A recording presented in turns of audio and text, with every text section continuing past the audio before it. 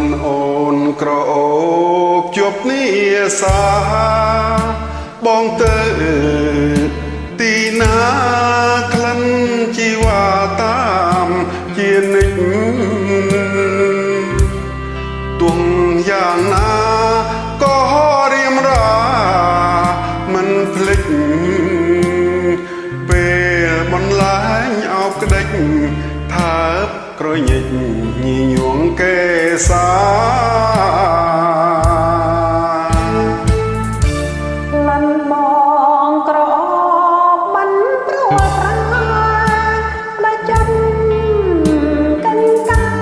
យបានប្រែប្រួលពីស្នេហាធ្វើឲ្យអូនយល់ទៅទំនេត្រាស្ដាយក្លិនជួបលាសាក្លិនប្រហាចិនដា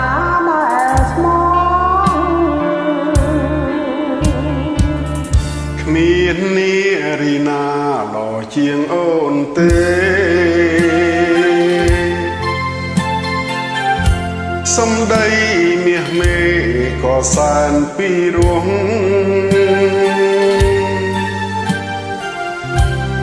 ពេលអូនញញឹមភាំងពព្រំសែនស្រង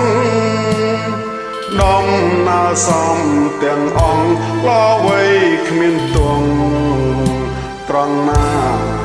ឥឡូវក្លិនឃ្លាតពីអូនហើយក្លិនមានអូនហើយត្រាំត្រាយកាយក្ដីទុំបើប្រសិនជាក្លិនវិលវិញណា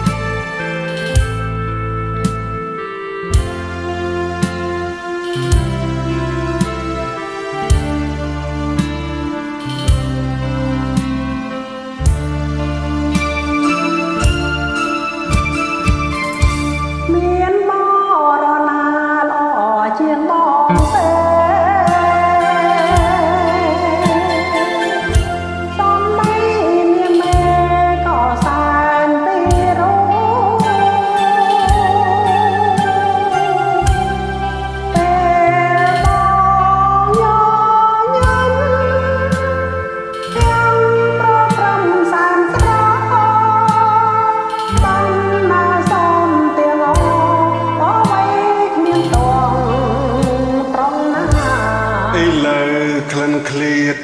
ពីបងហើយក្លិនញឹង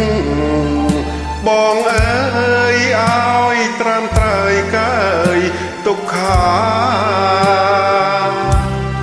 បើប្រសិន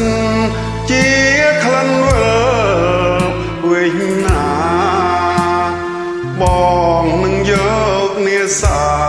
ស្រូបក្លិនកាមកទុកតា